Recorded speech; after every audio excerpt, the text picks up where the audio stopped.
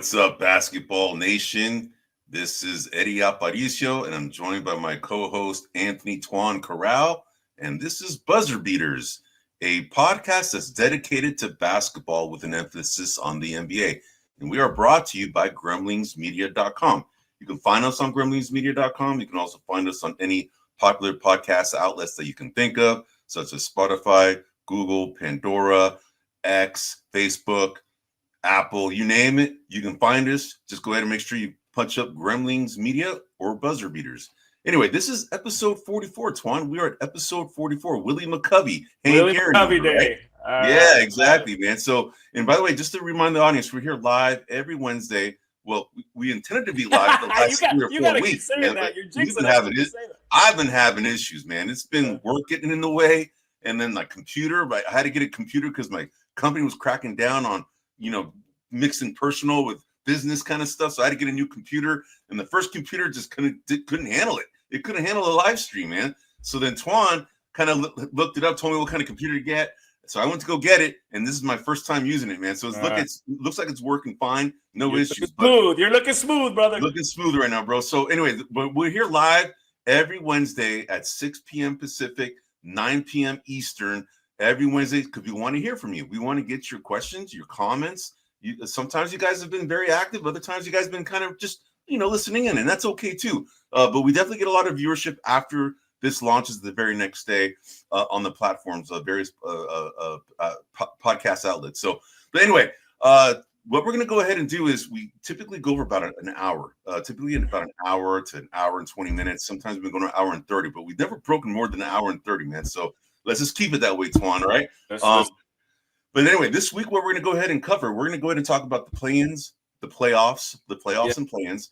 Twan and I are also going to make some predictions because we have a little bracket that we did last week that we, kind of kept track of a little scoring system. We kind of assigned points based on how many games they played, and if we correctly predict how many games the series is going to go, that's extra points. So we're going to go ahead and do that after we talk about the East and West play-in and playoff scenarios, and then we're going to talk about some of the coaching vacancies that have came up, right? There's been firings right now with it all started with Taylor Jenkins, then went to Mike Malone and Mike Budenholzer. We'll go ahead and talk a little bit about that.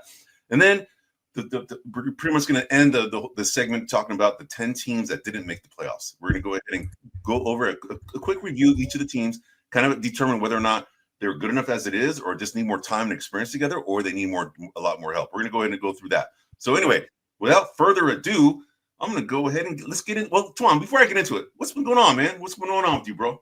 Like you, bro. Work's been crazy. Just been like early morning meetings, late afternoon meetings, just kind of stretching my clock. But other than that, it's all been I've been on overdrive, but on cruise control, but overdrive. So everything's been good. I hear you, bro. How about you? How's things been with you? It's been good, man. I mean, thankfully, it's been good. I got to tell you, my daughter's flying in tonight, man. So after this podcast, she's flying into Oakland. She's going to get on the flight around 7:30. I was just kind of helping her get on the Uber and all that stuff right before we got on this podcast.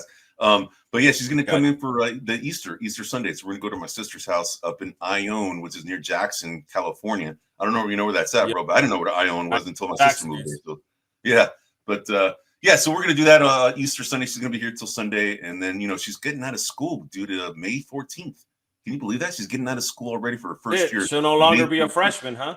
No longer going to be a freshman, man. And she did her own taxes this year for first time, right? We don't do it ourselves. We hire people. We have to go ahead and put all this stuff together and make sure that she does everything. So that's great, man. It's a trip seeing your kids grow up, bro. I got to tell you, man. Yeah, no, I hear you. Mine have been doing their taxes for a couple of years now. Again, we just call the dude. You figure it out. Do what you got to do. Yeah, exactly. Don't remind me of taxes, bro. I don't know about you, but Trump's kicking my butt this year, bro. I'll tell you that right now. Oh, dude, I've been getting hit up left and right with all kinds of expenses, right? And just like then the tax man comes and says, you got to pay. I'm like, dude, what the hell? I didn't even count on paying this much, right? So I'm paying this year too, man. I know I have to pay. I'm paying more this year than I've ever paid in my life, bro. Shoot, really? It's not even close, bro. I'll just leave it at that. Let me ask you this. What's the most you've ever had to pay, bro? This year. How much do you have to pay? Dude, I'm embarrassed to tell you how much we're paying this year. Is it more than 10 grand? Yes. Oh, dude, that's a lot, dude. Yes. Oh my God. So if you subtract what I get back from state, Yeah. I'm paying 16. Oh, no way. Yeah. Why? I don't know. Oh, dude, man. So I here I am reached bitching out. and moaning about 2,000, dude. I have to pay 2,000. I reached out to the accountant and I'm like, yo, what the hell, bro? Oh my God. So I don't know what happened, dude, but it's never been comes collecting, bro. It's never been remotely that high, Eddie. Never. Dude, that's crazy, dude. Yes. That's crazy. Real quick. Yes. Since we're talking about taxes, one thing I want to bring up that I didn't know, I just want to learn this. I just learned this. And for those of you out there probably already know this as well. But you know that property taxes, you know that the maximum that you can deduct is $10,000. I don't know if you knew that, right? So no matter how many properties you have, let's say you have multiple, rental properties or, a home and a second home, whatever it is, right? Yeah. The max you can go ahead and deduct is $10,000 on property taxes. Dude, that's the first time I ever heard that. And I'm like, no way. Because here I am thinking about, I can get some kind of a tax break for my mom. In my mom's house in San Francisco, because the property taxes for that, it's like almost like $11,400 a year. Yeah. And, and the one that I have over here is, roughly about the same here in Pleasanton, right? So it's like, dude, I'm paying a lot in taxes per year, man. So I thought maybe I'd get some kind of like a shield, a tax shield for that. Nope. $10,000 is the max that you can go ahead and do. Kicking your butt, dude. Kicking our butt. Dude, totally, man. Dude, sorry to hear that, bro, man. So have you had to pay every year, or is it pretty much just the anomaly? So for the last, about 2 years ago was the first year I paid. Okay. And it wasn't that much. And then last year was a little more, and then this year did a jump. So I'm gonna. Did you sell some stock, bro? Yeah, my wife did. Yeah. That's what it is, bro. That's what kicked my ass. Yeah. That's what it is, bro. Shoot, man. Well, hey, man. Sorry to hear that. For those of you out there, the tax season is pretty much, it's here, right? I mean, everything was due yesterday, but a lot of us filed for extensions, including me, right? So, as far as having to pay that bill, they definitely want you to pay that bill right away, bro. So, but they don't refund you. But they don't refund you right away. Yeah, exactly. Funny how that is, huh? Isn't that funny, dude? Isn't that funny, man? So, all right, brother. So, hey, let's get into it, bro. All right. So, last night we had the first playing games happen between the Orlando Magic and the Atlanta Hawks, and then followed by the Warriors and Memphis Grizzlies. Now, what's interesting is that the Hawks, I thought were a pretty hot team coming into it, right? But they got spanked, dude. I mean, the Magic essentially pretty much handled their business. They played at home for the most part, and and the thing is that they just looked like they were more desperate, man. A Magic looked like they were ready to play, man. And Banchero was playing like a distributor. He almost had a triple-double last night. But the main contributors from the bench, right? They had Cole Anthony and Anthony Black. Those two guys essentially made up a lot for not having for Banchero and Franz Wagner not to necessarily have the whole scoring load on them. But those guys went off, dude. And them not having Jalen Suggs didn't hurt him, dude, because Jalen Suggs, he's out for the season, but he's usually the guy that guards Trae Young, right? Because he's long, he's athletic. And Trae Young, even if he didn't have Jalen Suggs in there, he was like a dud. He has a really inefficient night, bro. He shot 8 for 21 for the entire game, right? And he was 1 for 5 from 3-pointer. If Trae Young's not going, dude, the Atlanta Hawks are not doing anything, bro. So no, he was clearly frustrated, as you saw it towards the end of the game. He got kicked out. Orlando really, really, they're not only like big, like height wise, but they're like thick. They're like a thick team, Orlando Magic. Yeah, the Orlando Magic, and they were really using that heft. Like you could really see them kind of. Reece Archie is a pretty thin guy. A couple other guys that got down low are pretty thin, and these guys are just like thick. And so I really saw them leveraging because I look at Orlando and they didn't particularly shoot great. They had a good start, but towards the middle they were kind of, whatever. They had some lack of runs. I think I want to say it was the second or third quarter where like 75% through the quarter, Orlando had scored like 6 points or something. In the whole quarter, and Atlanta still couldn't catch them. Exactly, dude. Because Orlando is an elite defensive team, dude. Right? I mean, the metrics say it. They're like I think number 2 or number 3 in overall defensive rating, and their offensive rating is ridiculous, like 27 or 28 range. I don't know exactly what it is right now. I mean, we don't have anything to refer to it right now, but it's kind of like that much of a disparity between their offense efficiency and their defensive efficiency. But they're definitely elite, and their length and their girth definitely comes into play for defense. And they're and just their, they play with a lot of passion, grit. They just do. They're just that's what they're made of. Their team is made up of just defensive oriented guys, man. Yep. So they're impressive, man. So but now what's going to happen now is that they're going to go up against the Celtics, right? They're going up against the Celtics. And interestingly enough, the Magic, they're 2-1 against the Celtics this year, right? So we'll see. That could be an interesting series. So that could be. I mean, you really get a defensive squad. Obviously. Boston's a good defensive team, but they're also an excellent three-point shooting team. The Orlando is not an excellent three-point shooting team. So I think that one, I mean, you got to get, if Boston can maintain their average on what they shoot from three-point, that should be a runaway. But if Orlando finds a way to shut that down, they can make it a competitive series. I'm always weary of defensive teams because they can really muck with the other team's flow. For sure. And cause some havoc. I know we're going to get into predictions later, but yeah, it's going to be an interesting series, and it's going to be a series that I think Boston wins, but I would be weary of how tired they are coming out of that series for their next opponent. You talking about the Magic? Correct. I'd be weary. I think Boston's going to win, right? I mean, I'm not saying anything, but I think Orlando could wear them down so that I hear you. Yeah, I hear you now. It impacts the next series.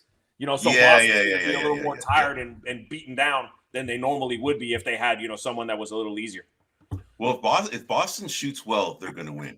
If they don't shoot well, they're going to be in a dogfight with the Orlando. Correct. Right. Correct. So we'll make our predictions later. We're not going to do it now, but that's going to be an interesting series. We'll go ahead and make a pick on that. Now, up next for the Hawks, though, because they're the 8th seed, right? So they have to. Correct. They're playing the winner of tonight's game between the Bulls and the Heat. And what's interesting is that the Bulls were just getting their butts kicked, man. They are. They were getting beat by 24 points at halftime. Yeah, man. Correct. And they're down 78-63 right now. Okay, so they've come back a little bit, man. Because a little bit, but that's still 78-63 is 15 points, not bad. Yeah. So no, not bad, but that's still it's the third quarter, and they're playing at home, dude. And the Bull and what's interesting is that the Bulls. They had some success against the Heat. Excuse me. They were 3-0 against the Heat in the regular season. The Bulls were, and then the Heat it's tough to beat a team 4 games in a row, right? It's tough in a series, in a playoff series, in a regular season. It's just hard, and that adage is proven to be true because the Heat are just taking it to the Bulls right now, man. But anyway, so they're going to play the Hawks are going to play the winner of that, and more than likely it's going to be the Heat. And the Hawks are essentially 2-1 against the Heat. So that's going to be interesting to see what happens if that happens or when that happens, right? So, all right. So anything else on the Magic? Yeah, I mean, assuming. What's that? Go ahead. What was that? No, I was going to say anything else on the Magic and the Hawks before we move on to the next game? No. I mean, no, nothing else on the Magic and the Hawks. I expect Atlanta should come out of that against Miami if that's who they face. As long as Trey there has a somewhat of a good game, they should do okay, and they should come out of that, and then they're going to obviously face Cleveland, and we'll talk about that down the road. But exactly, man, exactly. All right, man. So now we go on to the West playing game that happened between our Warriors, and the Memphis Grizzlies, and that was a gritty game, man. I mean, that game was down to the wire, and it should have been, man. The Warriors, I thought, were just kind of playing lackadaisical after a while. They were just kind of like, yeah, we got this, kind of like they do. They kind of they tempt fate sometimes, bro, right? They just kind of they tempt it sometimes, man. It's like, what are you doing, dude? Just play hard like you did, because they were killing them for a while. And then, dude, and playoff Jimmy is a real thing, bro. Playoff Jimmy is a real thing. Play in Jimmy right now, but play in Jimmy, but dude, I mean, he had 38 points, 6 assists, 7 rebounds, and 3 steals. That's a huge game, man. Huge game. Yeah. Huge game. But what's interesting is that both Curry and Butler played 39 and 40 minutes respectively. 39 minutes and 40 minutes is a lot for both of those guys. And because they're Butler's 35, Curry's 37, so they're up there in age, man. They can't be doing that every night. So but I think the trade-off there was play, 9 to 10 minutes more now and get 5 days off. Yeah. I mean, that's essentially what it is. Yeah. But that's also But that's also kind of telling you that some other guys on the team weren't really playing that well. All right, so we know that Podziemski didn't necessarily have a great game at all.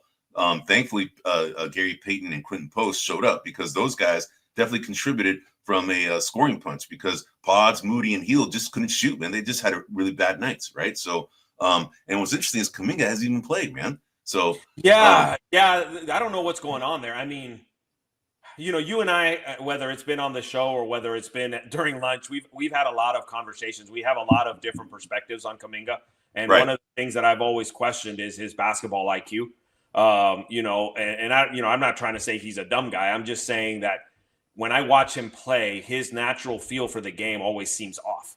You know, if it requires a pass, it looks like he's trying to drive. If it requires him to drive, it looks like he's trying to dish. Like it always seems off from everybody else. And I think that is the primary reason why Kerr doesn't trust him. Like he doesn't think Kuminga's going to do the right thing at the right time. And he doesn't do all the little things that Kerr wants out of a player. You know, he doesn't do all the hustle plays because he has the athleticism to be like a really good defender as well as a very good rebounder. I mean, the Warriors turned Wiggins into both of those things, really, right? Yes. I mean, Wiggins was already a very athletic guy, but kind of showed kind of some nonchalant to his game. Like he just kind of didn't show up sometimes. But when he showed up and engaged, man, that guy was unbelievable defensively, man. He's a defensive threat. And that's what Kerr wants, is that he wants Kuminga to be kind of following the same, you know, suit as Andrew Wiggins did, right? Because he could rebound well for his, you know, for his girth. And this guy's even bigger. Kuminga's even a bigger guy than stronger, bigger, more Wiggins, athletic. Right? Yep, probably more athletic because Wiggins is a pretty athletic guy, man. But I'd give the nod to Kuminga. I agree with you. So, but the thing is that he's just not doing all the little things, right? He's too focused on his own game. Like he's too focused on trying to overpower his on a one-on-one play, you know, on a one-on-one basis. He's trying to overpower his defender from an offensive standpoint. He's not necessarily doing the team thing and passing, looking for the right play. He's just too focused on himself, and I think that's why he's not getting the time. Man. And the other thing too is I think what's really hurt him, aside from the fact that he was hurt when Butler joined the team, but Butler, in essence, plays the same areas, not the same way, but he plays the same area of the court that Kuminga would need to play. Yeah, and so that really has eliminated the use for Kuminga, right? Because who'd you rather have, you know, in that area, Butler or Kuminga? And obviously the answer is Butler. Butler plays strong defense. After what he did last night, hell yeah. Yeah, he's a better facilitator. He's better in every aspect except not as athletic. That's really it, you know. And I think that's really hurt him. And when he hurt his ankle, you know, they didn't get a period in time to find the rhythm. And I find it ironic that, you know, up until the last 4 or 5 games where they were must-win games, you know, Kerr was putting him in the rotation, and he was putting him in right at a regular interval, you know, right around the first couple of minutes of the second quarter. And, you know, Kuminga would come in, and they're kind of figuring it out. But when things got tight, Kerr's like, yeah, Kuminga, you're out. Like, I can't, you know, I don't trust you. And to show that, you look at someone like Moses Moody, right, who you and I have had a lot of conversations about. You know, I'm a big Moses Moody fan. Me too. But the thing about Moses Moody was that I felt when I was watching him that his weakest aspect was his defense. He's kind of slow-footed, like elite now, bro. Exactly, like he you know, his side-to-side speed, you know, wasn't that great. You know, his lateral movement wasn't great, and now like he's a starter. You know, they have an excellent record when he starts. You know, his offense is still here and there. It's not where I think it could be, but defensively, that dude is, you know, they put him on the point guard. He's picking pockets on John Morant. He's making life hard, you know, for everybody. And lo and behold, he's playing. And that's there in a nutshell is a blueprint. Kuminga, you want to play? Do what Moody's doing. I agree, man. And the thing is that Guy Santos is another guy that just it's another one, up, right? Yep. And that's what Kerr wants out of Kuminga. He just wants Kuminga to focus on the little things first.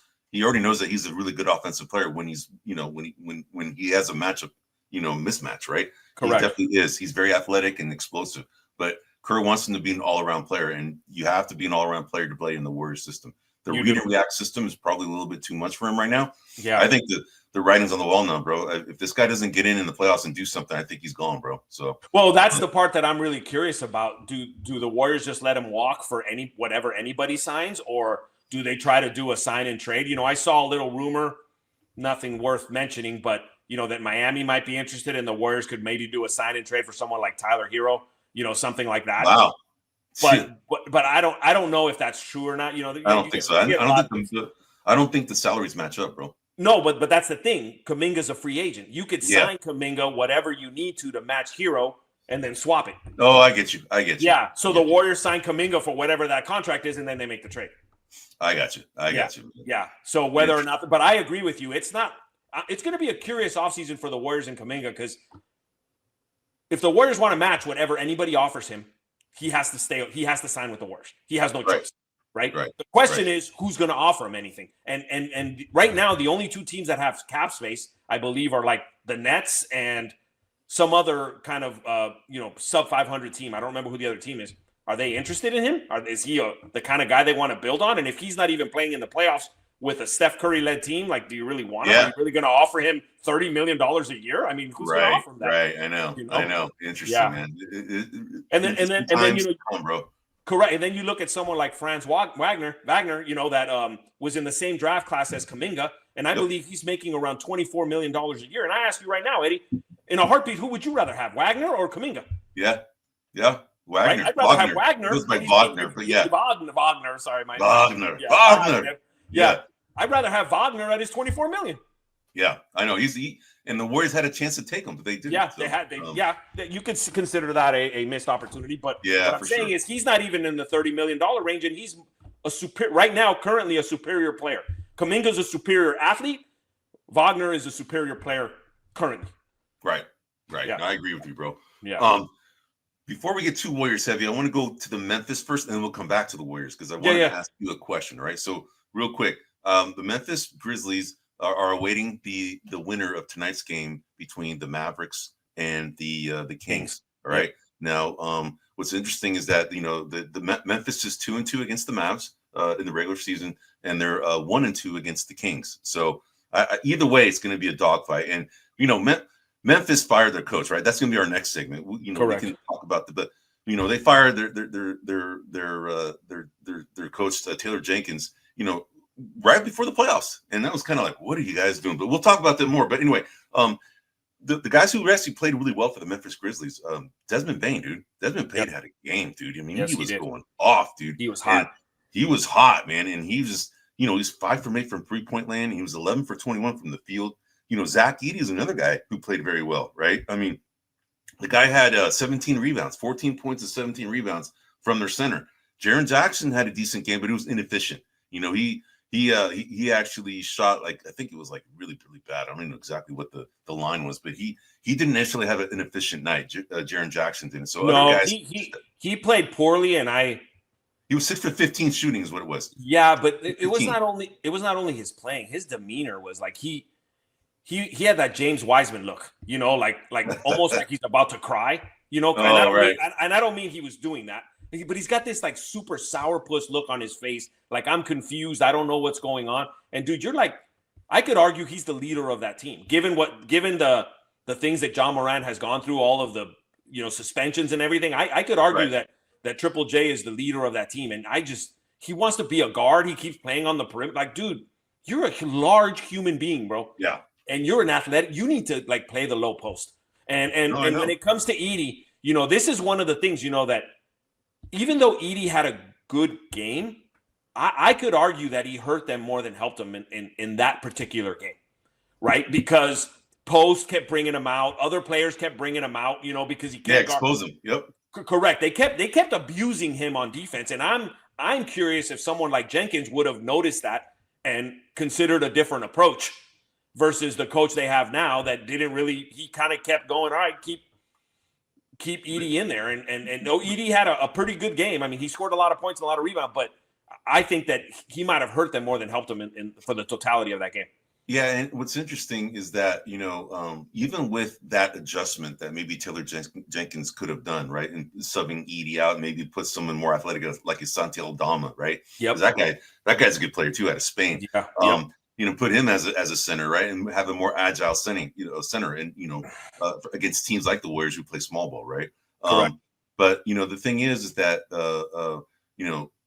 even with Edie not in the, not doing exactly what, he wasn't in the best position to guard people at times. Correct. They still made it a pretty close game, man. No, they did, and we can get into it, whether or not they made it a good game or whether the Warriors took the foot off the gas. Yeah, I think it's a little bit of both, but yeah. Yeah, we could have that discussion. Obviously they missed their rookie. He's out for the year now. Was it Jalen Wells? Is that his name? Oh, Jalen Wells, yeah. Yeah, Jalen Wells. He's the guy who guarded Curry. He's the one who correct. I think they missed him significantly, and think they will miss him in the playoffs going forward significantly. But I just think that there's a couple of moves they could have done. Edie not playing, especially, because who are the Warriors going to counter with? If they take Edie out post, okay, just have someone Triple J can guard post, things like that. You don't really got to worry guarding Draymond on the offensive side. You can lay off of him. So I just, to me, I would have played Edie less just because of the matchups with the Warriors. They're too small. They're pulling him too much away from the basket. It just wasn't a good matchup for Edie, even though he did have a good game. Yeah. And you know what? Also, the refs kind of came into play a little bit too, man. And dude, this is the question I wanted to ask you before we move on to the next segment.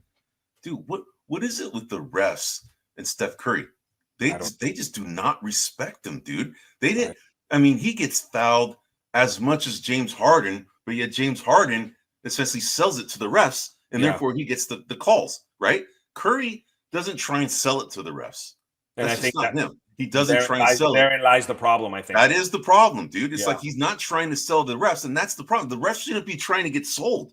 They should be like seeing it, and no matter who's doing it, a foul's a foul. It doesn't matter how it looks.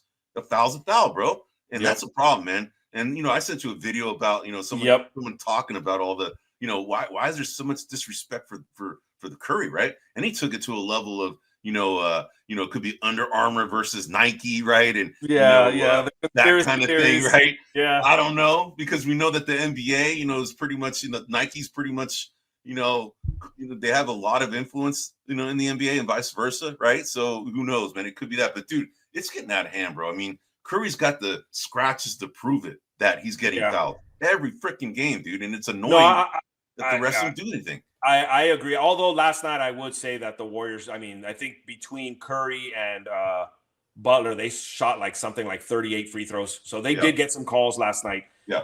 The refs are, in fact, in this next series with Houston, they're going to be a big factor. If they're swallow the whistles as it were, during that game, it's going to impact negatively more the Warriors than it will. Oh, for sure. For sure. Yeah. For sure. For sure, man. For sure. And they have a bunch of guys that are gritty defenders on that team right now, right? And especially like a Dylan Brooks, right? We know Dylan Brooks and the Warriors, there's no love lost in between those two guys, the organization and Dylan Brooks. So it's going to be interesting to see, man. But that's going to be a really interesting series. I mean, the Warriors have the edge in the season series where they won 3-2, right? So with the last game being the only game that wasn't really close, all the other games, the Warriors did pretty well, or it was just very close. But it's going to be interesting to see what happens, man. So, all right. So, dude, let's go ahead and get into our predictions, since that's a good segue, right? Let's go ahead and do it. We have, so Twan and I don't know, bro. Would you be able to edit as we do this? Yeah. Okay, cool. So, all right. So let's go ahead and you got all right. Hopefully we can zoom that in a little bit. If I zoom it in anymore, we're gonna kill some of the picture. Just so you know. Okay. You know what? Maybe we'll just focus on yours first. All right. Okay. So all right. you go ahead and so for the Thunder. So right now on the outside, you can see that I have the Kings versus the Mavs, right, and then Memphis waiting. That's why they're not in the block, right? Same with the Heat and the Bulls. On the other side. They're in the play-in. They're waiting to see what happens, against the Hawks before they determine to go against the number 8 seed, right? But regardless of that, bro, we're just gonna go ahead and make some predictions like we did last year, bro. We went ahead and picked the winner, but then we also picked in how many games that winner was going to go ahead and win that the series, right? And we we assign points based on that as well. So if you get the pick right, you get a point. If you get the amount of games right, we're gonna go ahead and make that 2 points, bro. All right. Okay. So if you get because that's a better prediction, right? Honestly, if you get the game down to the game, that's even right. So we're gonna make it 1 point if you get it right, and then 2 points if you get the amount of games. So we're gonna go ahead and, you know what you do, bro? Let's go ahead and do that. Okay, Thunder 5. Okay, I'm gonna go ahead and say Thunder in 4. Cool, you're going for the sweep, huh? Absolutely, bro. Absolutely. Okay, so then the next one we go to the let's go to the other side. Let's go to the Cavs and Bulls. We'll go that way. We'll go, down the line. Okay, Cavs and Bulls. Okay. So this could be the Bulls, Heat, or Hawks. Yep. I'm gonna stick with Cavs in 5 as well. Okay, I am going to go ahead and say Cavs in 4. All right, man, you are going smoke job all over the place. Yeah, for sure. I mean, those two, they're elite, man. So let's go up to the next. Let's go up to yours again. So let's go back to the Clippers Nuggets. Now this is the series, dude. This is going to be the series to watch, man. I want to see what you pick. I'm all right. You say Clippers in 6. I'm saying Clippers in 7. Okay. All right, man. So we got to say, dude, the Clippers are a problem, dude. They are a problem. They are a serious problem, Eddie. Oh yeah. And the Clippers, the season series, it was 2-2 between the Clippers and the Nuggets. Right. Yeah. So that's interesting. It's going to be a very, very good series. I think that's going to be the series to watch in the first round. All right. Yeah. Let's go back to the Bucks and Pacers. This is another interesting one, bro, because the Pacers, the Bucks actually won the season series 3-1 over the Pacers. All right, and that's interesting. Damian Lillard is still hurt. Yeah, he's not playing. I'm going to go. I'm going Pacers in 7. You going Pacers in 7? Yes. Yeah, and I would say because of Lillard not being there, I'm also going to say Pacers in 7. So there's not going to be a difference in there. All right, I agree with you, bro. All right. So now let's go across to the Wolves and Lakers. This is the one, dude. This is the one because I obviously offensively and star power, the Lakers have it. But I'm tell you something, Eddie. The Wolves are hot right now, bro. They are, but we see, and we've said this on many shows. We see the NBA through the prism of the Warriors, and the last game the Warriors played the Lakers, I was pretty shocked at how porous their defense was. Oh, the Lakers defense was like non-existent. Yeah. And so that has me leaning towards the Wolves, right? But but Luka, if I just take Luka out of the equation, last year Luka owned the Wolves in the Western Conference Finals. Yep. He pretty much won that. I mean, he was averaging like almost 30 points a game, I think, in that series. So then I look at that and I'm going, all right, he can succumb. So I'm kind of like torn. So I'm gonna go Lakers in 7. Okay. I'm gonna go Wolves in 7. All right, Wolves in 7. I'm taking the Wolves, man. And I think they're playing very well right now. I think nobody wants to play them right now. Eddie, I think one of us is right. Both, obviously, in the pick, one of us is right. But I think one of us is right in the game account. This is going to go to game 7. I agree. Yeah, it's going to go 7. So, all right. So now we go back. Now we go to the Pistons and Knicks. Now I know this is where you want to pick your darlings, dude. You want to pick the Pistons, dude. Here, I ain't even messing around. Oh man, come on. Pistons in 7, bro. Oh wow. And you know what? And this is just merely the fact that I don't like the way the players get used up in New York. Like, we've had this conversation week after week, and I just think they're worn down. I just think they're going to be worn down. And Brunson obviously just came off an injury, so he'll be somewhat refreshed. But I just think I think the Knicks are a better team than the Pistons, but I think the Pistons they're younger, they're going to have more energy, they're going to push it. It's interesting. I see this going as a long series. I don't see it, I don't see it going 4 or 5 or 6 games. It's going 7. But I'm picking the Knicks. I'm picking the Knicks in 7, bro. All right.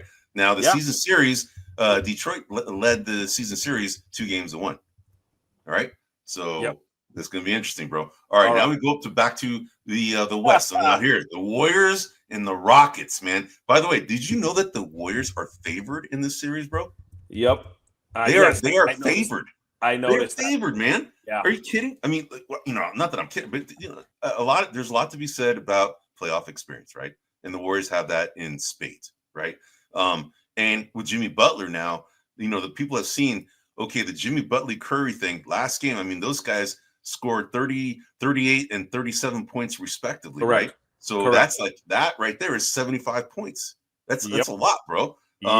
So yeah, I'm saying the Warriors. I'm going to go with you too. I agree with you on the Warriors in 6. I'm doing the same thing. So I'm not going to gain any ground. No one's going to gain ground on here on this one.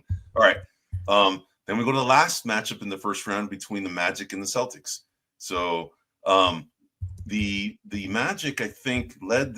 We talked about that. The Magic had a 2-1 lead in the season series against the Celtics. So very interesting that we want to go ahead and point that out. But who are you gonna? You're gonna go ahead and pick the Celtics in 6. Correct. I'm gonna go ahead and pick the Celtics in 5. All right. Let's go on to the next. Now we're going to the second round, bro. Now. And by the way, Eddie, this year more than any other year, aside from the 8th seed, seeding matters, and the Thunder. So we'll take the Thunder and the 8th seed out of this. Between these 6 teams, the difference in record between the Warriors and Rockets in 7-2 is 2 games. The Rockets won 2 more games than the Warriors did. I mean, it almost doesn't even matter. Like, other than home court advantage, it doesn't matter. Yeah, I mean, this is. You were talking about how the Warriors are favorite. I mean, they're not. It's not like they were 10 games worse. I know. Yeah. All right. So here we're getting now the Thunder and the Clippers. Yep. Man. All right. All right. You're picking Thunder in 7. Yes. Wow. You know what, bro? The Clippers, I think, are a problem for them.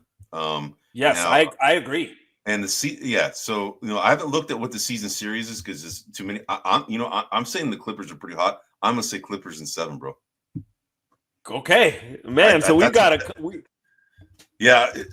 that's a bad bracket for the Thunder, man, because they are facing probably the hottest team in the NBA besides themselves, right?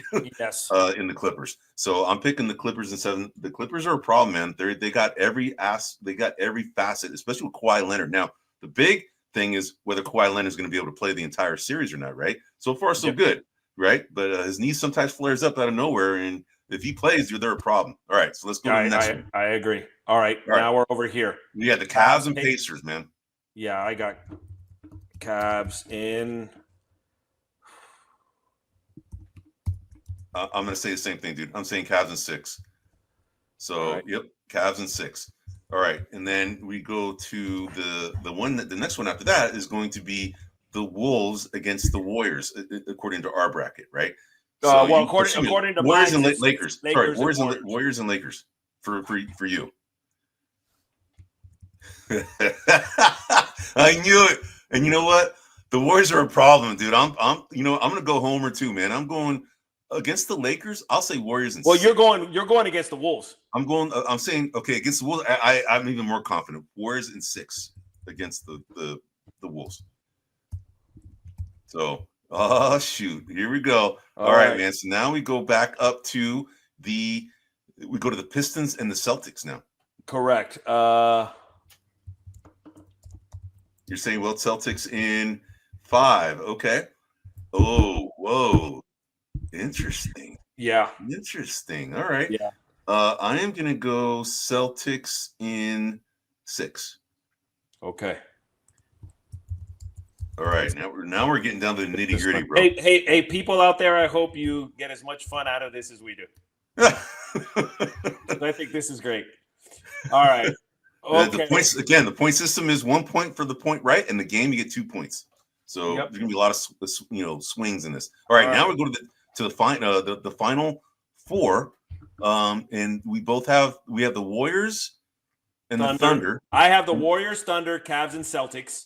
You have the Warriors, Clippers, Cavs, and Celtics. Okay, so go for it, man. Who are you picking between the Thunder and the Warriors?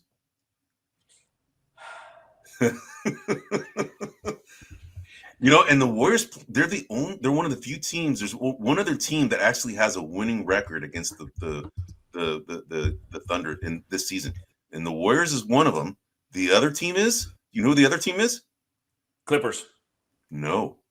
Who? Dude, they're undefeated against the Thunder. They were 3-0 against the Thunder, and now they're a completely different team now because Dallas Mavericks. Exactly. Dallas Mavericks were 3-0 against the Thunder, man. They're the only team. They must have played them all their games super early. Yeah, that's when they had Luka, and they were on fire initially.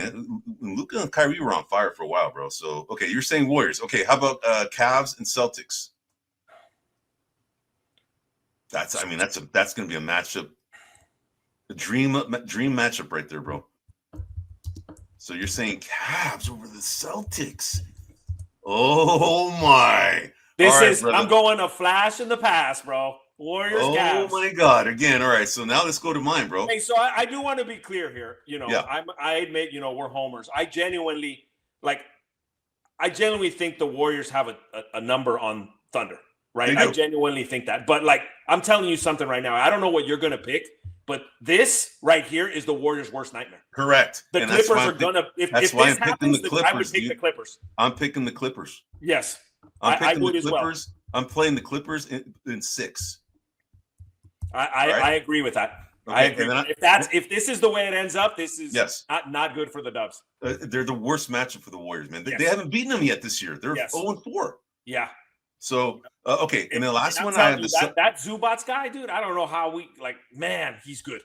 He is, man. And, he is good. Dude, remember I brought this up about the Lakers, dude. The Lakers had Josh Hart, Zubac, Ingram, Randall, Jordan Clarkson. Dude, they had a pretty good team there, right? Yep, but then LeBron, the GM, came in and changed everything, bro. Changed everything. All right, I know you got the Celtics here. I know you. I do have the Celtics. I'm saying 7. Okay. All right. And then did you pick yours? Put a spot for the winner. Yeah, no, just put it right below it. You're just gonna put it right below it. All right. So I'm gonna go ahead. Who are you gonna pick in the Cavs and Warriors? You going Homer? Oh. That would be a good little matchup because the Warriors and Cavs. The Atkinson came from the Warriors, right? And he knows. I think he knows how to neutralize the Warriors because he's the coach for the last 4 years, right? So, okay, you say Cavs in 6. I'm saying Celtics in 7. Wow! All right, there you have it, man. So Twan has the Warriors versus the Cavs. I have the Clippers versus the Celtics. Twan has the Cavs winning in 6 against the Warriors, and I have the Celtics winning in 7. So here's what's funny, Eddie, right? If I'm right here, if I'm correct in this matchup, yes, but you're correct in this matchup, then I have the Warriors beating the Celtics. If the Warriors play the Celtics, I have them beating the Celtics. But I don't have the Warriors beating the Cavs. Yeah. Okay. So this is a thing of matchups, right? Totally is. The NBA is a game of matchups, bro. So it is, man. So all right, man. So that's it for the playoff bracket predictions. Now, dude, let's get into some of the firings that have happened, bro. All right. So the Grizzlies started this whole charade of coaches being fired right before the playoffs started, right? Now, it's understandable with Budenholzer because after their season was done, they fired him. That's kind of the best way to do it, in my opinion. But there is a thought that, teams rally around their new coach, right? We've seen that happen countless amount of times. And that's what I think Memphis was counting on with the firing of Jenkins. And they had one of his assistant coaches be promoted as the head coach. And they did respond. They did play better. They are playing better. But you pointed out some adjustment that maybe this new coach still hasn't figured out, right? And Zach Edey, right? There's little nuances that the new coach isn't going to be able to adjust to, that the guy who's had the roster for a longer period of time and knows it knows what to do, right? But when I first heard of this, dude, we tried to do this segment a few weeks ago. I thought it was Bush League, bro. I'm like, what the hell are these guys doing, dude? What are they doing, man? It's just, it's a small market, Memphis, right? There's no way in hell like in New York or Lakers, I think, would do that, right? Not before the playoffs, especially if they're a playoff team. It just didn't look. It just didn't have a good look. Then a few weeks after that, Mike Malone gets fired from the Denver Nuggets, and I'm like, what the hell is this trend going on, bro? That doesn't make any sense. And granted, the Nuggets did start playing better, and there's a whole article that came out about what was the dysfunction, with Calvin Booth, the GM, and Mike Malone, and Mike Malone is kind of an old school kind of coach, kind of berates players, and gets, it's kind of like Popovich does, right? But Popovich has got the, he's got the panache, right? He's got the reputation. He's got the respect of everybody because he's done it for so long and so well. Whereas Mike Malone, he was the son of a coach, right? Brendan Malone was a coach for years, and Mike Malone is a good coach. But the new generation of players, they just don't like the guys that are in your face. They like more of a player's coach, like a Steve Kerr. Steve Kerr is kind of a player's coach, right? Yep. But I want, and now Budenholzer, right? Budenholzer's kind of the school of a Mike Malone, right? They kind of get your face, that to me, that firing made more sense because, like I said, at the end of the season, given all these things, man, what are some of your thoughts on all of this, man? So look, Mike Malone was fired from Sacramento. He's been fired a couple of times. If I were to compare Mike Malone is like the Jim Harbaugh of the NBA. He's kind of he wears out his welcome after 4 years. Yeah, he's kind of hard on his management. But to me, a guy that has won a championship. So one of the articles that I read was that him and Joker were having beef because Mike Malone was affording Russell Westbrook the kind of veteran status that he was affording some of the other guys, and Joker's what was said was that Joker felt like he hadn't earned it, not on Denver, right? Right. And so Mike Malone was kind of, I don't want to say favoring him, but he was softer on him than and so Joker didn't like it, and once Joker didn't like it, I think that all ended it. But to me, what I don't understand, and I'm going to pick on both Budenholzer and Mike Malone, not so much Jenkins, because I think Jenkins is a little bit different. But, I don't understand when you decide to pay your star athletes a ton of money, and as an organization, you decide not to go into the tax. Right. And then you blame your coach because all the players aren't that, we talked about this in our preseason. The Nuggets had no bench. None. No bench. None. Right. None. And so Russell Westbrook was a savior in that sense for them this year. Yes. And so if you have an issue with the way Booth put the organization together, then you should have at least afforded Mike Malone the courtesy of ending the season. He won you a championship, the only championship you've ever had in your organization. Correct. You owed him the respect to let him finish out the season. And so I fundamentally, I don't agree. I thought it was classless move. And classless bush league, man. And so I just don't agree. I agree with you, man. In the case of Budenholzer, it's almost identical in the sense that they decided to pay all these guys. Beal was the guy that hung up the Jimmy Butler trade because he didn't want to get traded. Right, he had the no-trade clause. Eddie, I'm going to tell you something right now. Imagine if Butler went to the Suns. Where would the Suns be today? Probably better, for sure. No, they'd be. I guarantee you the Warriors wouldn't be in the playoffs and the Suns would be where the Warriors are. Yeah. I feel very strongly about that because the Warriors were falling apart.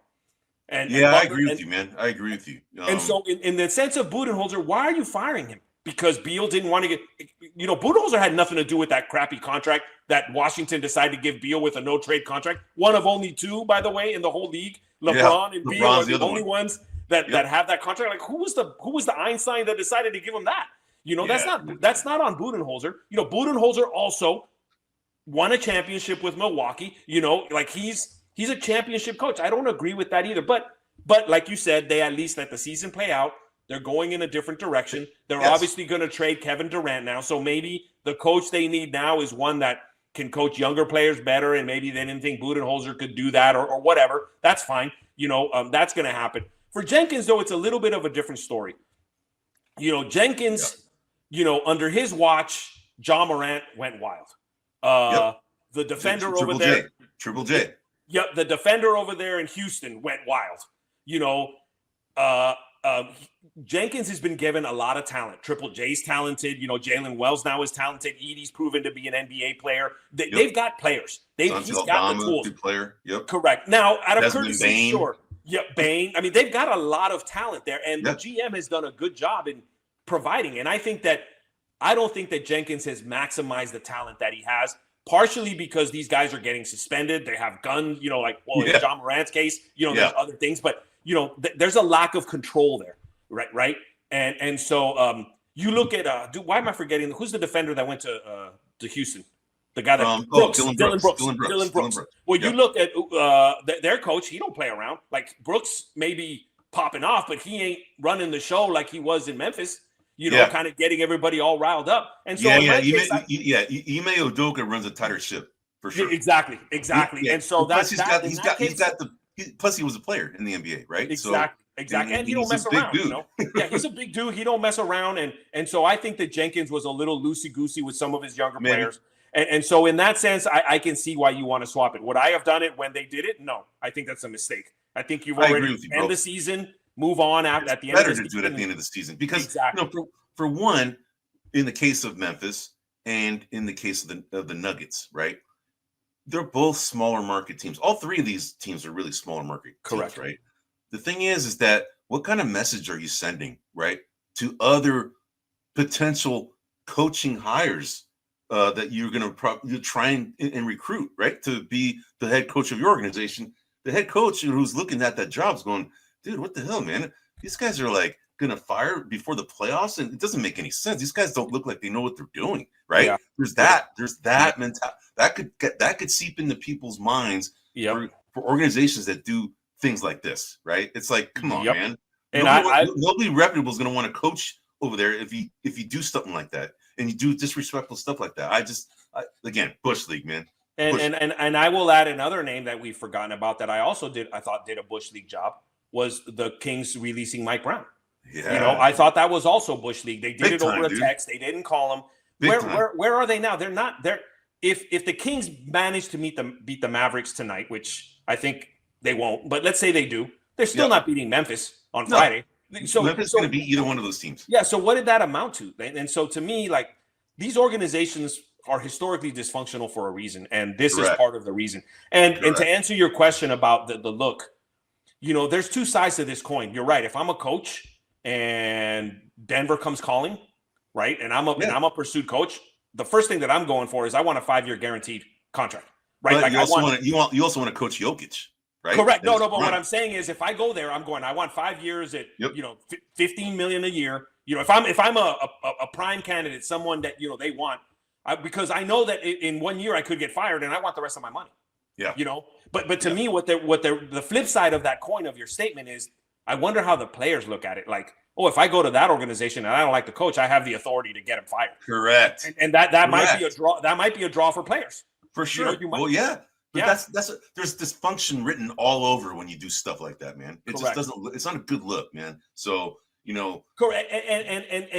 And I know we're homers, but that in a nutshell is the beauty of Steph Curry. Steve Kerr has been a coach for the Warriors. He's talented. He's a winner, but that's not the only reason. The other reason is because Steph Curry is not the kind of guy who's going to demand this or that. He figures out a solution. Right. If the truth is that Joker got pissed off and that's why they fired Malone, like Curry wouldn't do that. Like it's just not in his character. He's going to let. And so you look at LeBron's career. How many coaches has he gone through? Just at the Lakers alone, how many coaches has he gone through? Yeah, And what I'm saying is that this is just reflective of the players. Because I'm pretty sure that if Jokic went in there and if you fire Malone, I'm not signing with you guys next year. Malone ain't losing his job, and they just don't stand by their coaches. They don't respect that. And I don't know what to make of it other than if I'm a player, I guess I'll go to Denver because if I don't like the coach, I know they'll listen to me and they'll kick him out. Yeah. Exactly, bro. Yeah. Exactly. Which to me is the wrong message. That's not the hierarchy of the way your organization should be. Yep. Yeah. And hopefully they'll learn from this, man, because it's just a bad look. Now, before we get off this segment and go on to the last segment, do you see Nico Harrison getting fired no matter what happens at the end of this season? Man. So yes, Nico Harrison of the Dallas Mavericks, by the way. Just in case, no. Sorry, yes, just in case the audience didn't know who Nico Harrison was, but he's the coach of the GM of the Dallas Mavericks. Uh-huh. Here's my answer. You remember Oliver North? Yeah. Okay, Oliver North was, for those that are too young, Oliver North was a general in the military who took the blunt of all of Reagan's acts because Reagan was funding the Contras and getting, raising revenue. Anyway, I don't want to get it. I mean, I know we have a political half. Yeah. And basically he left Oliver North holding the bag for all of his decisions. And I think that's what Nico Harrison is going to be. He's going to be Oliver North. He's going to be Oliver North. I don't think for a minute that he traded Luka. I think the owners traded Luka. I think they pushed it upon him. He did it. He's being the good soldier and holding the decision at his own. I don't believe it was his decision. I believe it was somebody else's, somebody higher up. And I think that this has been such a PR nightmare that they're going to make him the scapegoat. They're going to fire him so that they can keep their season tickets holders and they can say, see, he was the one that did it. But the truth is, he's just a scapegoat. He doesn't deserve to be fired, in my opinion. So let me ask you something. What about if Dallas wins the play-in and then they go in and upset Memphis? Do you think he's still gone? Or is he gone no matter what? Because short of winning the championship, I think he's gone. I agree. I would say that if he wins against Memphis, if they win against the Memphis Grizzlies and then take the A seed and they are looking competitive against the Thunder, that might save his job. But yeah, I think the writing's on the wall. I think he's gone, bro. No, I mean, and again, these aren't the same players, but I'm looking at this as though the Chicago Bulls traded Michael Jordan in like his 5th season. You know, like what are you doing? Yeah. Like what are you doing, man? You know, and that's I think if I'm a Dallas fan, that's the way I'm looking at it. You know, I remember losing Chris Webber after 1 year. I was freaking crushed. It was 1 year, and I was crushed. Yeah, you know, this guy took him to the finals last year. Dude, I know, This is anarchy going on over there, dude. They like boom. He's got to have security. Like, dude, he's gonna get fired. He has to get fired. I agree. So, anyway, but again, I don't think he deserves it. Yeah, I don't think so too, because it's all the owners. The owners, it was their fingerprints were all over this. Just like you're Reagan to Oliver North reference. Yeah, that's exactly what. They're just passing the buck down, and it's a travesty. And the message that I really get into all of this is that I'd be a little concerned that Dallas doesn't want to spend money to win a championship. Yeah. That because, you know, he was going to get the highest contract in the history of the NBA had he stayed, you know, and I would look at this and I'm curious if Dallas just didn't want to pay the money.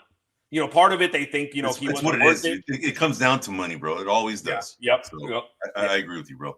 Horrible. All right, bro. So that's it for this segment. We're going on to our last segment. We're going to go ahead and review the 10 teams that didn't make the playoffs. We did slides for each of the teams. Twan, you have, let me see, I had it down here. Who you have? You have the Hornets, the Wizards, the Suns, the Blazers, and the Spurs. Yeah. I have the Raptors, the Nets, the Sixers, Pelicans, and Jazz. Doesn't have to be in that order. You just have it however you have it up there. We're going to go ahead and display it. Yeah. Can you see the screen? Yep. Here we go. Yep. So let me see. So I had this was Raptors. You. Yeah, this is me. So okay.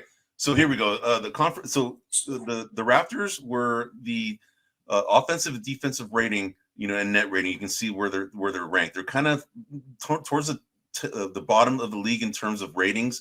But what's interesting, I also wanted to kind of put their starter scoring and their bench scoring. This team's got some talent, right? We know that Scotty Barnes is a talented guy.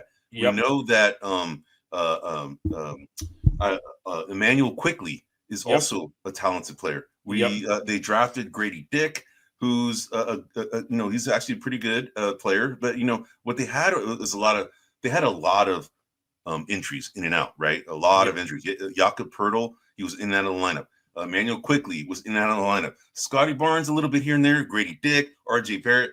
Essentially, injuries pretty much curtailed their season, right? But they have some decent players. Now, if I were to look at the strength of this team, they have athletic. They're a good young athletic bunch, right? I just don't think they have an identity right now, right? I think that they need some veteran leadership, right? They have a lot of young guys on this team, right? And I just think that they need to get an influx of a few, shooters on their team. Every team needs some shooting, right? And these guys definitely, I think, lack it big time, right? So if I were to go ahead and give my assessment of this team, I would say that small tweaks are needed. I don't think they're not that far from being a very competitive team, right? They just need to stay healthy. They need to go ahead and shore up maybe their bench with some veteran players who can shoot. And I think if they do that, I think they're going to be a team that's going to be on the rise soon. So I don't think they're that far off. So we'll go to the next. All right. Next one, I believe it's me. Go for it, bro. So this is the Charlotte Hornets. Speaking of injuries, so ton of injuries. LaMelo Ball, man, all the balls, like just injured everywhere. Papa got no foot. Jello got no career. Lonzo's in and out. LaMelo's been in and out. They have a pretty good team. Here, just to note, just so I'm clear, I put the starting five at the beginning of the season. Obviously, Nick Richards was traded. Yep. I believe he was traded over to Portland. We'll see it here in a minute. I don't remember where he was traded, but he was traded. He was traded to the Suns. Phoenix Suns. Yep. To the Phoenix Suns. Yes, thank you. So they have a lot of young talent on this team. Miles Bridges, LaMelo Ball. Brandon Miller. Yeah. So they got a lot of young talent. What they need, in my opinion, is a little bit of a better bench, as I noted here. They really have no veterans. I mean, Seth Curry is a veteran, but not one that I think demands the locker room, not one that's going to, Mark Williams, who was also traded to the Lakers and then kind of brought back. That might be a blessing in disguise for the Hornets. I mean, Mark Williams is a specimen. He is hurt often, so we'll see kind of what comes of his career. But when he's healthy, he's a pretty big dude, and he does a pretty decent impact on the court. They're not a very good defensive team. KJ Simpson, who I believe was their draft pick this year, he's played really well. I believe that, he picked up point guard duties while LaMelo was out, and he did well on that front. In terms of looking at their ratings, they're kind of both on the lower half of the league, both on offensive and defensive ratings. They had, one of the largest net rating differentials at negative 8.5, which for those that don't remember, that just means that in a nutshell, they lost the games on an average of 8.5 points, basically, what that boils down to, Pretty much. Their bench scoring was pretty weak. Their starter scoring was pretty weak. And that's a metric that is interesting because, I assume that starting scoring is whoever starts that particular game, which obviously in the case of the Hornets, that was fluctuating. Correct. But, I still think that they're not ready for next year. I think that they need to have a season where they're mostly healthy. They need a couple of veterans on here. We'll see what someone like the Spurs do with Chris Paul. I think someone like him would have a large influence on a team like this. They need someone to just show these guys what it's like to be a professional, show them, kind of the ways of the league. And I think if they can get that within the next couple of years, they might start going on the way up. But my guess is that next year, I don't see their stats improving significantly over the season. So let me ask you something. If you were to go ahead and give an overall assessment, would you say that they're a team on the rise, small tweaks needed, or needs a lot of work? I would say that they're on the rise from – I think that this is a low point for them, but I still think they'll be below average next year. Okay. So they'll be a subpar team. They are headed in the right direction, but they're still not – next year, they're still going to be on the outside looking in next year. Yeah, I agree. Yeah. All right, man. Yeah. All right. So we got the next so just so you know, we alternate between me and you. Okay, cool. All right. Yeah. So, that's how we did it. Okay, perfect. All right. So the Brooklyn Nets, you can see based on their offensive and defensive ratings, they're pretty much really, really bad on the offensive side. Yes. And they're decent, middle of the pack on the defensive side. Offensively, really bad. Defensively, pretty decent, right? But their net rating is, negative 6.88. That's like fourth from the bottom, right? Because 30th being the worst. Yep. What's interesting is that their starter scoring is the worst, right? Their bench scoring is actually 10th, which isn't bad. They just have a lot of let's use Charles Barkley's term, just a guy, right? They have a bunch of just the guys, right? Yeah. They really don't have anybody that is just noteworthy of a starting player that's really, really good. I would say that Nick Claxton is definitely one of those centers on the rise. I mean, he's definitely a really good athletic center. He just gets into foul trouble here and there as well. Cameron Johnson came from them and from the Phoenix Suns in a trade, and he's also a guy that's looked pretty good. And he was actually on the trading rumors for the Warriors at one time. I don't know if you knew that, but he was. I knew that. Rumored, right, to go to the Warriors, and I think someone like him. I mean, he's a good fit for this team, but he's a good fit for a lot of teams just because he's a bigger guy who can shoot. So I think that they just lack leadership. I think this team needs veteran leadership. They have a lot of redundancy, bro. A lot of their players are similar size. They're kind of like the definition of a true positionless basketball team, bro. Right? They don't have good shooting. They, in my opinion, this team needs a lot of work. They're far from going anywhere. And I think those trades for Kyrie, Durant and Harden, it just crippled this franchise, dude. I mean, they're going to be in the doldrums for a while, bro.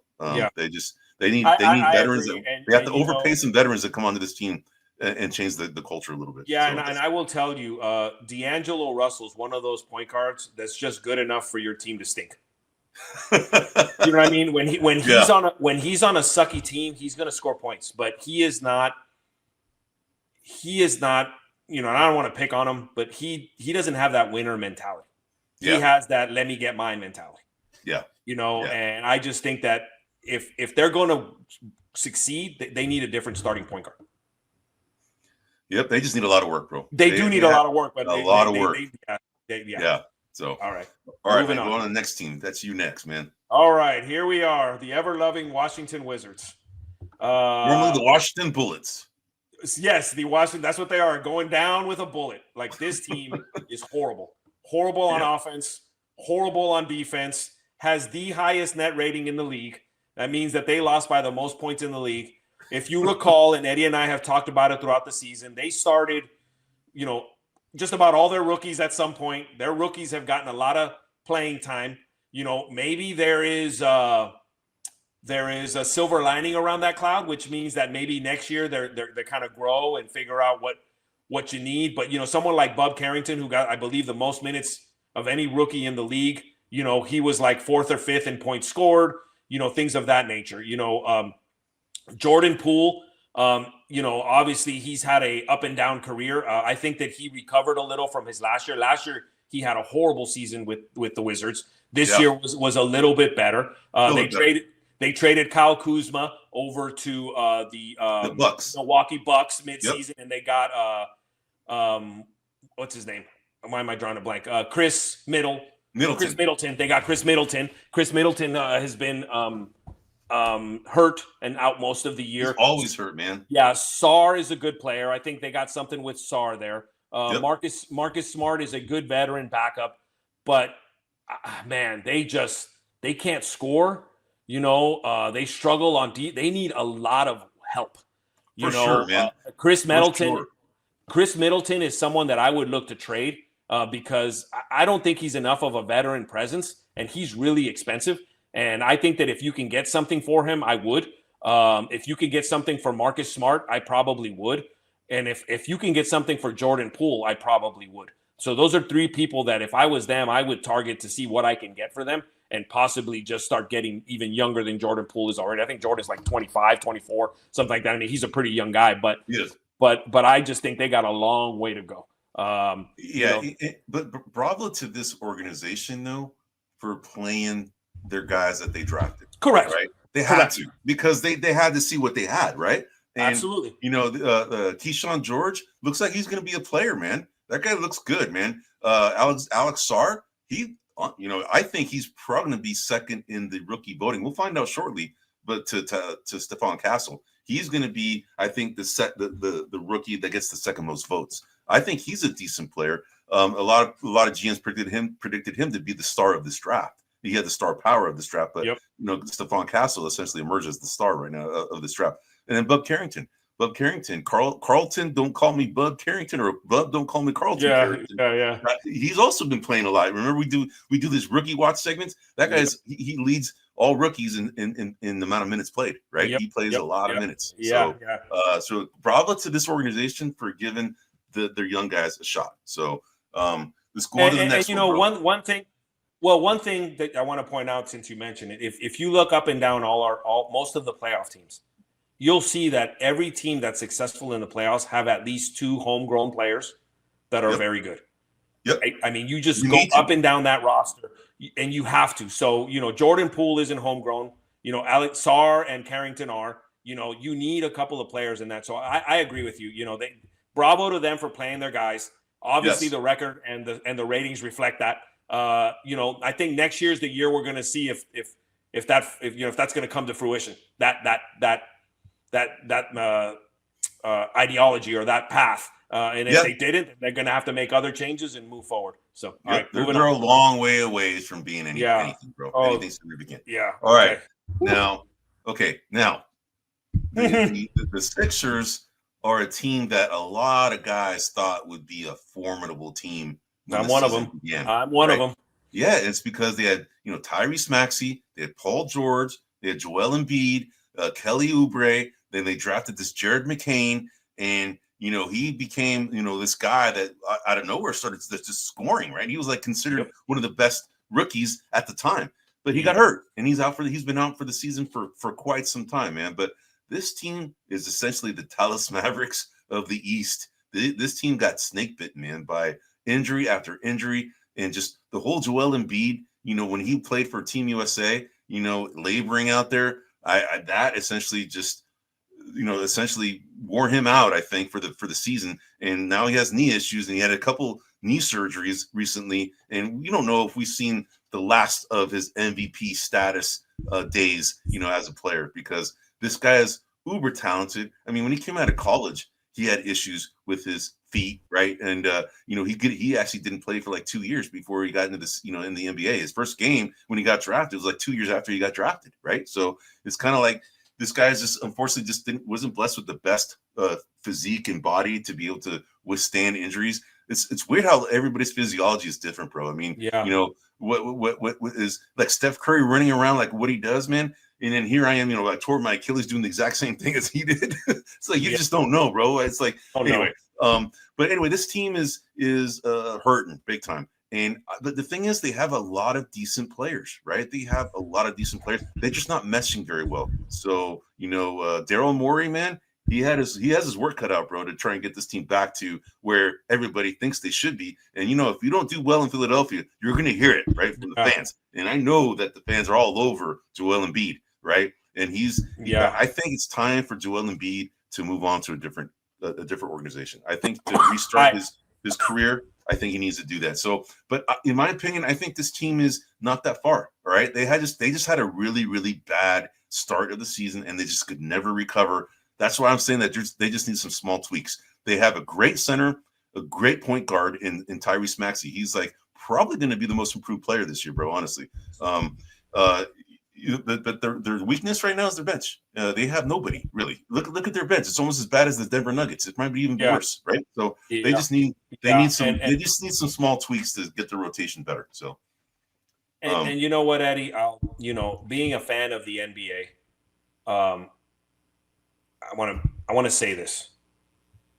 I'm sort of glad the Sixers are going through this. And I don't mean that I growing up, I was a big Philadelphia 76ers fan, Dr. J, Maurice Cheeks, Andrew Toney, Mike Ivaroni. I remember those guys, Moses Malone. I've liked them. But what I never liked and what never sat well with me with the 76ers was the whole trust the process crap, which basically was keep sucking until you get like 4 or 5 number 1 picks and then do something. And where did that methodology get you? It got you nowhere. Nowhere. Ben Simmons gone. The point guard that went to Orlando, I forget his name now, gone, right? A lot of these guys are, Joel Embiid, who was their. Oh, you're talking about he plays for Markelle Fultz. You're talking about Markelle Fultz, yes, Markelle Fultz, gone, right? Joel Embiid, who was the premier, right? Bodies breaking down. It just goes to show you, man, just win, just do what you can, and if the pieces fall, then the pieces fall. So I am grateful because. Hopefully in my whole life, I don't have to hear trust the process again crap, which is basically an excuse for let us start losing games until we get better players. And so from that sense, I am grateful. And in my humble opinion, if this organization wants to start winning, this is a coach they need to let go. I'm not a big Doc Rivers guy. I just don't think he's the right fit for this team. Maybe someone like Budenholzer could come in and help a little bit more, something like that. But I think that they do need to look at that and start shifting in that direction. And I do agree with you that Joel Embiid probably needs to be traded. I don't know who's going to want to pick. I don't know who's going to want to pick him up for that tab. I know, but he's wore out his welcome there, bro. Yeah, he needs a fresh start. That's gonna be interesting. And they did in this particular season. They did get an excellent backup in Andre Drummond. He's the perfect backup for Joel Embiid. Had Joel Embiid been playing most of the season, right? Yeah, right. Yeah, right. And I bet you he regrets playing the Olympics as much as anyone. Right. But it is what it is. All right, moving on. All right, we got 5 more teams to cover, man. So we're an hour and 14 minutes into it. So all right, we're there. Thanks for you guys staying on here, but we got good content. We have 5 more teams. We'll go a little quicker now. Yep. So speaking of this team, obviously a lot of star power. Offense out the wazoo. Beal can score. Durant, everyone knows he can score. Devin Booker's excellent scorer. Defense, not so good. Which is surprising, at least from Durant's perspective, because Durant, when he was a Warrior, was a hell of a defender. But their overall defense is suffering. Their net rating, they were just about a little under 500, as their record would indicate. They had one of the better starter scoring benches in the league. Start one of the starters scoring in the league at number ranked at 11 to 80-point games, 80 points a game. For their bench scoring, not that great. We knew that, though. We knew they were top heavy. This particular year, I thought they did an excellent move in getting Tyus Jones as a point guard. He kind of really pulled them together in the early that's what they needed. They were in dire need of a point guard, bro. They were dire need of a point guard. So that was a good move. Yep. Agreed. And you look at that starting five, and and even now they picked up Nick Richards. So you can swap Nick Richards and Nurkic as a starter and a bench guy. Ryan Dunn has been a pretty good defensive player. Damian Lee from the old Warriors day, he's got a little bit of talent here and there. But basically what it's boiled down to is I think they're too top heavy. They don't have enough. Their guys, especially Durant and Beal, are too old. They can't do this night in and night out at 30 plus minutes a game. They need more balance. And, I think in this offseason, you're going to see it. They're going to trade Kevin Durant. I can almost guarantee. Oh, yeah, for sure. He's for sure. And by the way, just so you know, Yusuf Nurkic, you probably looked at the starting lineups at the beginning of the season. That's it. Oh, is he gone? Yeah, he's actually with the Charlotte Hornets. Okay. Oh, that was the trade, right? That was the trade. Yeah, Nick Richards. That was a trade in the middle of the season. I did mention that. I did mention that early on. The starting five I got from the beginning of the year. Yes. Yeah, exactly. So Nick Richards is their starting center, and then they have Mason Plumlee as their backup. Right. That's right. Mason Plumlee. Yeah. Thank you for that correction. So I just think that they're going to kind of start over again. As we mentioned, they fired their head coach. I'm the person that I kind of really feel bad for is Devin Booker. Devin Booker's gone through a couple of these kind of renditions now, kind of build it up, break it down, build it up, break it down. This is going to be like the third one. Right. I think he deserves better, but they're not going to trade him. They're his piece. He's their draft pick, their player. He's going to stay there, but it'll be really interesting to see if they can get rid of Bradley Beal. I don't know how. If he doesn't want to go, he's not going to go. Maybe when Durant not there, he's going to leave. I don't know, but we'll see. But I think that this team is going to decline before they get better. Yeah, I mean, they still need to build around Devin Booker because Devin Booker is a player, man. But they need to get more youth. They need to get more youthful. This team is old because their core three is old, just like the Warriors. But the Warriors have a lot of youth now, right? Yeah, that can kind of help stabilize the mature guys, right? Give them some rest. Correct. These guys need an influx of new guys. Yep. So, and just so we all know, they have no draft picks for like the next 4 years. They're hurting, man. They are hurting. They need to buy some draft picks, man. They gave up a lot for Durant, so they better get some draft pick back for Durant. Yep. But if anybody's paying attention in the league, outside of Durant going to the Warriors, everywhere Durant's gone, it's been a mess. Except for the Warriors, you're right. Except for the Warriors. I mean, once he left the Thunder, right? It was a mess it's a mess in wherever he leaves is what you're saying. Yep. Yeah, and it was a mess when he got there. I mean, they could, the closest they got, I think, was second round in the playoffs when his big toe was too big and it was a 2-pointer instead of a 3-pointer. I don't know if you remember that game, but then he left and the Nets are a mess. He's going to leave Phoenix and Phoenix is going to be a mess. I mean, right now when you're giving up a lot of capital for Kevin Durant, it's going to bite you in the ass. It is, man. It is. Yeah. And it's going to bite these guys in the ass. So, all right, man. So we got 4 more teams right now, right? So I got the New Orleans Pelicans, right? This team is another team that got snake bitten by injuries galore, okay? It started out with DeJounte Murray when he was the newly acquired guy from the Atlanta Hawks. Yep. And we thought, oh, my God, this guy going on this team, they're going to be a problem. Because if you look at that starting five, that looks pretty formidable, man. That's right? A solid starting five. It's a solid starting five. But DeJounte Murray broke his finger,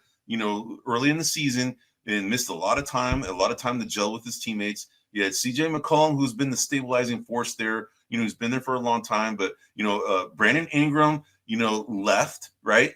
Because he got traded. And then they got, because of Trey Murphy. Trey Murphy just, emerged as kind of like the replacement for Brandon Ingram. And then we all know Zion Williamson's, journey with health, right? The guy is just, if he plays, I mean, they should give some kind of a bonus to that guy for playing all 82 games. If you play all 82 games, we're going to give you a fat bonus, right? And that might motivate him to do what he needs to do to stay, healthy and within a reasonable weight. Because that guy is like pushing 300, if not more, right now, right? Yeah. But he's gotten better. But anyway, if you look at their overall ratings, they're kind of at the tail end of the league for every category: offense, defense, net. They're like at the very bottom, almost at the very bottom. Starter scoring is middle of the pack. Bench scoring, I think this is all due to the injuries. This team missed a lot of games due to injury, and so. But if you look at their overall team, their weakness right now is their health. They need to get some kind of trainer that can get these guys healthy and stay on the court, because availability is the biggest ability, in my opinion, right? And these guys, they need a lot of help. They need some kind of strength and conditioning coach, a better one that they have right now, because these guys are getting hurt, man. They also need a reliable bench scorer, because you look at their team right now on the bench. Jose Alvarado, Grand Theft Alvarado. Great. I think that's a great nickname. Right? He's the best nickname. Bruce Brown. He's a good player, man. He's solid player. He's older, right? Kelly Olynyk, I think, is also a solid player, right? Backup power forward, backup center. Yeah, and then Carlo Makovic, I think he's a rookie or second-year player, and he's emerged to be a pretty decent player, man. So, but I think they just need one more bench scorer and to offset, because this team right now, as constructed, is pretty dangerous. Yves Missy is a rookie that got drafted out of Baylor.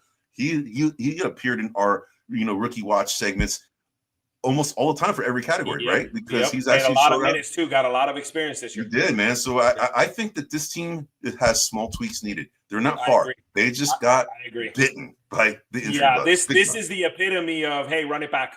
Just run it back. Yeah, run it back. Yeah. Exactly. Yeah. Exactly. Maybe get another bench piece here or there. Run it back. I right. agree. Exactly. Yeah. All right, man. So I'm done with that. The Pelicans, man. Now you got. All right. Now the Portland Trailblazers. All right. So Portland, Eddie and I at the beginning of the year, for those that don't remember, we had teams to watch. I had the Detroit Pistons, who excelled even beyond what I thought they were going to do. They actually had a much better season. Eddie had the Portland Trailblazers, who I also think, and now, had Portland been in the Eastern Conference, they might have been in the postseason. Had they been in there, but unfortunately they're in the Western Conference, where 48 wins get you the 7th seed, which is crazy, right. but it is what it is. I think that this is another team. They're young, they got some pretty good in terms of some defense, some perimeter defense. Their rebounding still a little weak. They're still a little inconsistent given some of their youth. They've got a couple of strengths. There's another great name. I don't know if you heard it, but Kling Kong is what they call him. Yeah, Kling Kong. That's a great name, man. That is a fantastic name, because that's exactly name. what he looks like, dude. He's a big, freaking, massive human being. He's like Lurch from the Addams Family. Yeah. Like, you rang. Exactly, bro. Like, that's him. But, Anthony Simons is a solid player for them. Denny Avdija, who they got from the Washington Bullets. Yeah, he's a good player, man. Yeah, I thought that was not a good trade for Washington. I thought Denny was a player on the rise. We mentioned Donovan Clingan, Scoot Henderson. They got Jabari Walker. I think they're going to have to trade, either DeAndre Ayton or Robert Williams III. I'm a big fan of Robert Williams, at least when he was with the Celtics. I thought he was pretty good. He's had some knee issues and some injury issues. But I think Portland's a team that's in the right direction, right? I think that from the Western Conference, they're one of two teams, one of which we still have yet to talk about. They're one of two teams that I think run it back, and I think they're going to be like, next year they're going to be like the Memphis Grizzlies. They're going to come back, and they're going to have a good season. I think that they do need a couple of tweaks here. Work on their rebounding some, work on their offensive efficiency, which I think will happen just by the nature of them getting more experience and playing. I think they got a good team. They're an exciting team that's up and coming, and I definitely think they're on the rise. Yeah, and I got to tell you, bro, this team takes the cake for having the most unique roster of names, bro. Yes. Right? Because there's only one guy who's got a common name, and Robert. Everybody else has got something unique, bro. Jabari, Duop, DeAndre, Shaden, Denny, Jabari, Duop, Ryan Scoot. It's well, Donovan. I guess Donovan's kind of normal, but dude, no. But I think this is a good team. They got a couple of things going on. They just extended Chauncey Billups as their head coach for a couple of seasons, which I think was smart. I think he's had a good year. So I think this is definitely a team that's on the rise and should have a much better season next year. Right. Cool, man. All Good right, stuff. moving Good on. stuff. All right, this is the last. There's only two more. This is my last team that I'm covering, and these are the hapless Utah Jazz. You can see based on their ratings, they are near the bottom in every category. Actually, in the bottom from a defensive standpoint, and then also almost at the bottom for net rating. Right now, just a little secret here, bro. For I play FanDuel. Anytime anybody was playing against the Utah Jazz, I'd be playing that player, man, because they score a lot of points against this team because their defense is so horrible. But this team, insight. Yeah, exactly.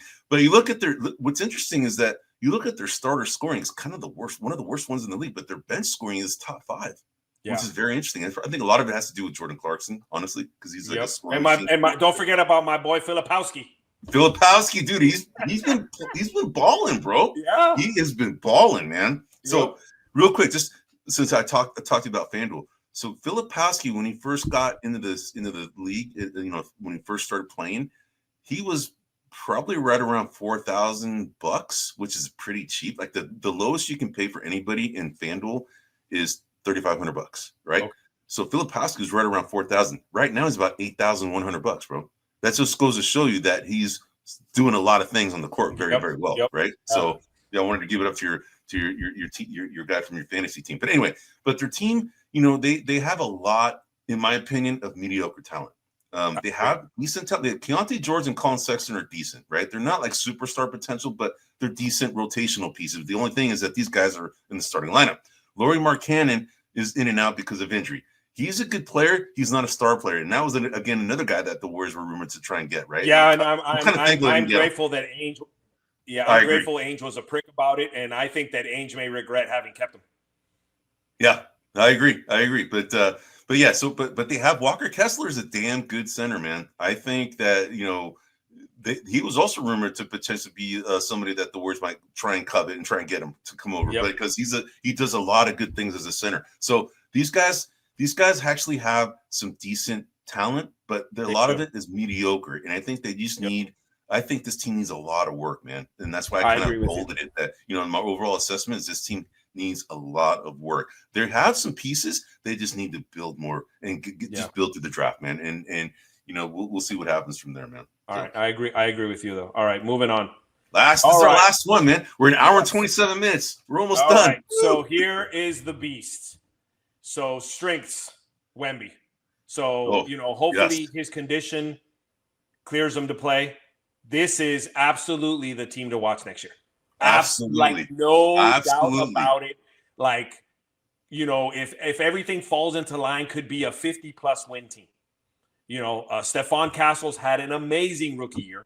Absolutely. Wemby was on track to win Defensive Player of the Year. If not, maybe be a dark MVP candidate.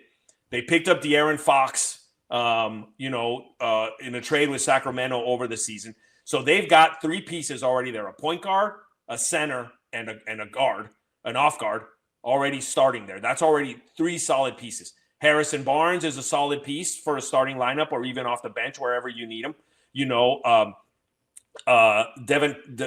Vassell is playing well. Where's Champagne? Julian Champagne or whatever. I like watching that guy play. In terms of offense, they were the 18th ranked offense. They do need to improve some on the defensive perspective, and that's saying a lot considering they have a defensive candidate, a defensive of the year candidate. Their net rating was 2.7, right around the 500 mark in terms of points. They were 22nd in the league. You can see there's a little bit of an imbalance between their starter scoring and their bench scoring for the season, but their bench scoring was 3rd in the league, right? So they had, in terms of